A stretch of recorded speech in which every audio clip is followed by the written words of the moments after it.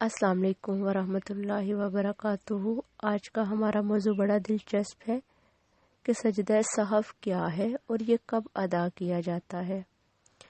نماز پڑھتے ہوئے کسی چیز میں زیادتی ہو جائے یا کمی ہو جائے اور انسان کو بھول جائے کہ میں نے نماز میں یہ چیز پڑھی تھی یا نہیں پڑھی تھی، تو ایسی صورت میں ہم سجدہ سہو ادا کریں گے۔ سجدہ سہو ادا کرنا واجب ہے، جیسے کہ سورۃ فاتحہ پڑھنا بھول جائے، دعائے قنوت، تشہد یا عیدین کی تکبیریں پڑھنا بھول جائے، یا اگر کوئی جماعت کے ساتھ نماز ادا کر رہا ہے تو جن نمازوں میں قرات آہستہ آواز میں کرنی ہو تو امام اونچی آواز میں کر دے، یا جن نمازوں میں اونچی آواز میں قرات کرنی ہو اور امام آہستہ آواز میں کر دے، تو ایسی صورت میں بھی مقتدی پر سجدہ سہو کرنا لازم ہو جاتا ہے۔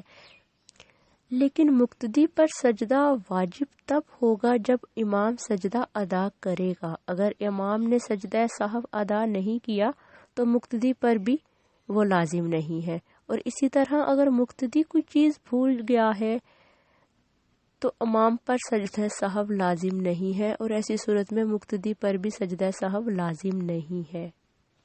سجدہ سہو صرف تب ادا کیا جائے گا جب غیر ارادی طور پہ انسان سے کوئی اہم رکن رہ جائے، لیکن اگر قصداً ارادتاً وہ واجب نماز میں کوئی چیز چھوڑ دے، کوئی رکن چھوڑ دے، تو ایسی صورت میں سجدہ سہو کافی نہیں ہوگا، بلکہ اسے نماز پوری کی پوری دوبارہ سے ادا کرنی پڑے گی۔ سجدہ سہو کا طریقہ کیا ہے؟ سجدہ سہو نماز کے آخر میں اتحیات پڑھنے کے بعد دائیں سائیڈ پر ایک سلام پھیرنے کے بعد دوبارہ سے 2 سجدے کیے جائیں گے، اور ان 2 سجدوں کے بعد پھر اتحیات پہ بیٹھ کر درود و سلام اور دعا مانگی جائے گی، اور پھر دونوں طرف سلام پھیر دیا جائے گا۔ میں ایک بار دوبارہ دہرا رہی ہوں کہ سجدہ سہو کا طریقہ یہ ہے کہ نماز ادا کرنے کے بعد یعنی بالکل آخر میں اتحیات پہ جب انسان بیٹھے تو اتحیات پڑھنے کے بعد دائیں سائیڈ پر ایک سلام پھیرے گا اور پھر 2 سجدے کرے گا، اور 2 سجدے کرنے کے بعد پھر اتحیات پہ بیٹھ کر درود 2 سلام اور دعا پڑھے گا، اور پھر دونوں طرف سلام پھیر دے گا۔ لیکن سجدہ سہو کن کن صورتوں میں ادا کرنا چاہیے، یعنی کب سجدہ سہو ادا نہیں کیا جائے گا؟